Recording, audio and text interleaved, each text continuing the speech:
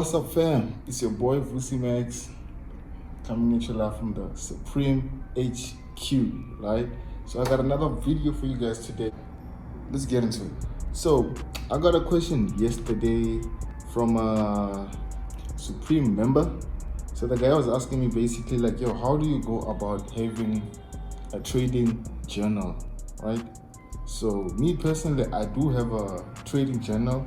So what caught me off guard about this question was, I thought to myself like, wow, so I've done, I don't know how many number of YouTube videos and I did do videos on having a watch list and stuff like that, but how come I never thought of making a video on what it is to like have a trading journal on your thing when you're trading, like the impacts of it and whatever.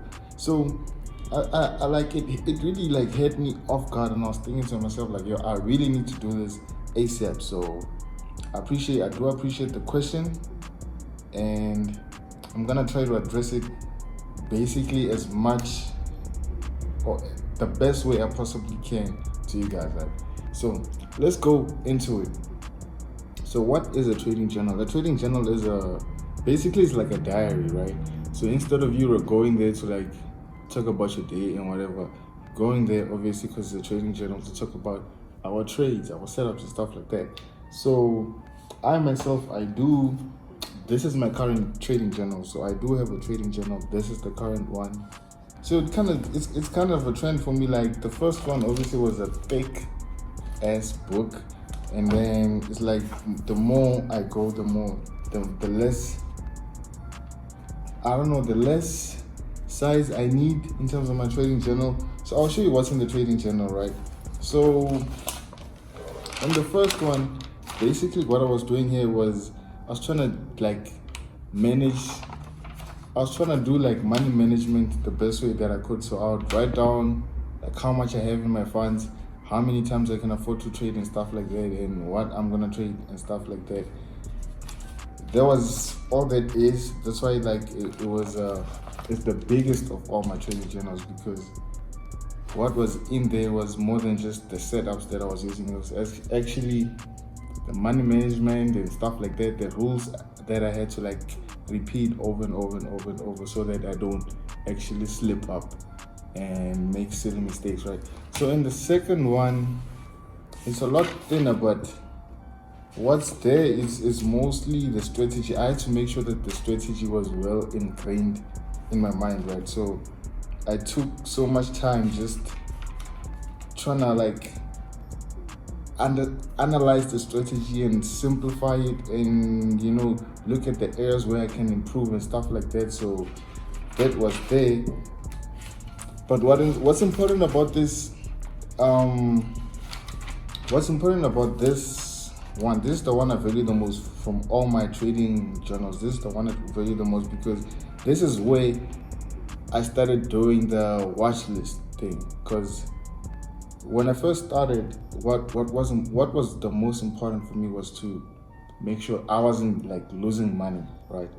So that was the key thing with my first trading journal. So with this one, what was more important was, how do I make the best trades, right? I'm not losing money now, but like from that perspective, I was basically saying to myself, okay, I'm not losing money now, but how can I improve my trade, right? And then that's where I started like having a watch list, right? So with having a watch list, this is what I want you guys to do. Get yourself a book, even if it's not this size, whatever size, but for me, like I prefer this size now, so I can carry it with me anywhere I go, right? So get yourself a book, and first of all, I have a video explaining about the watch list, right? So go check that out. I'm gonna link it in the description below.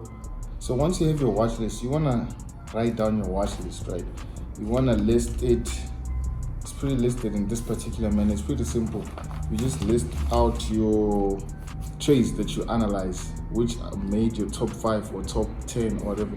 But I like to keep it less than 5, so I can, if I have 10 setups for the week, I'll split it into 5 and 5. So 5, which are more likely I'll execute before it's Wednesday, and another 5 I'll add it later on the week. So it's always important to have a number of setups that you can handle yourself, right?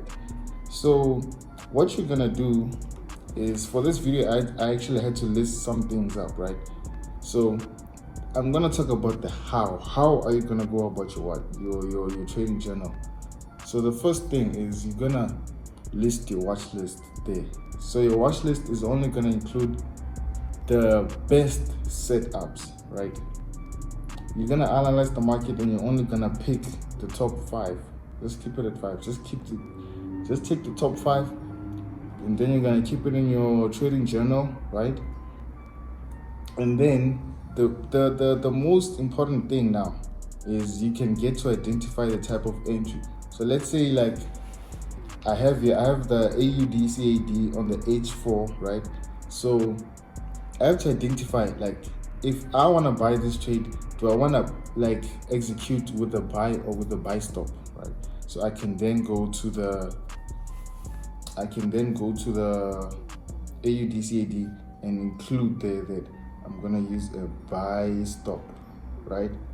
So now that I know I'm gonna use a buy stop, I have to add a price. At which level am I gonna buy? So then I can say add, and then add the price there of the level where my buy stop is gonna be.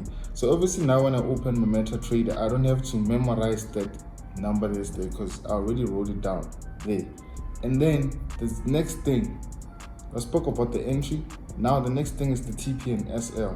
So as you're analyzing this level, so you wanna look at the TP and where you're gonna put your SL, right?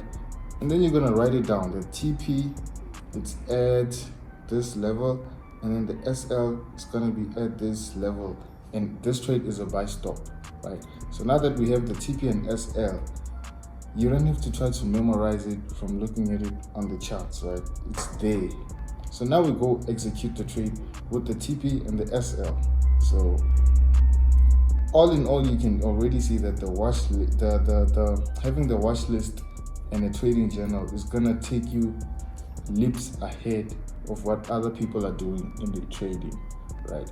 And I'm trying to keep this video as short as possible. I don't want to keep it too long, so I'm gonna have a part B, right? So with this one, we said the entry, the SL, and the TP all have to be in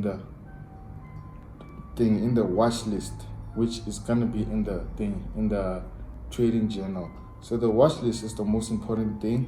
And then, so our takeaway from this thing is that a trading journal is basically gonna help us manage our trades better. We're not gonna trade in the moment, try to figure out all these things, TP, SL, and the entry, what you're gonna use to enter, all in the space of finding a good setup, right? So all those things, we figure them out upon analyzing the market. So I'll tell you why.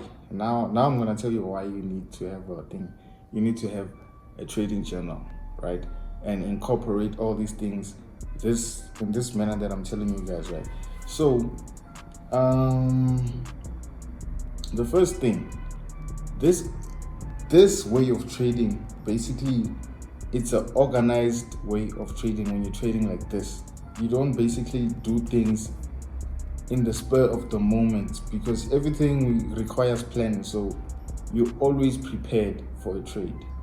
That's the thing. We never just take trades just because so this is how you should do it. If you want to do it, you're gonna always be prepared for these trades, because even if you're not there to execute a trade, you can choose to have a pending order which is gonna execute, which otherwise, if you just found a trade now, you want to open it now, you might not consider all the factors which might come into play. So you need to go view that video on the importance of having a watch list. Like I said, I linked it.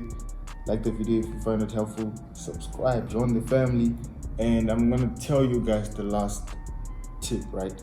The most important thing that I've come to realize about having a trading plan / trading journal is this method like of managing your of tracking your performance, so to speak.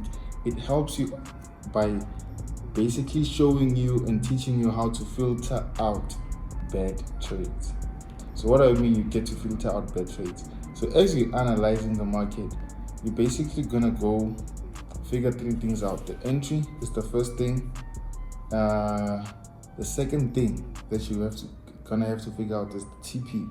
The third thing is the SL, right? So once you figure out this thing, you can look at the risk to reward ratio, right? And only go for the stuff that favors your risk to reward ratio. So in other words, if something doesn't go into your criteria of the risk to reward, then you know not to take that trade, right? So that's it for this video. Thank you guys for watching. I have to say, for the part B, I'm gonna tell you, and I'm gonna basically teach you how to calculate your position, in the sense that you're gonna use the lot size, the SL and TP, to determine how much you're willing to make, as well as how much you might be willing to lose for every specific trade.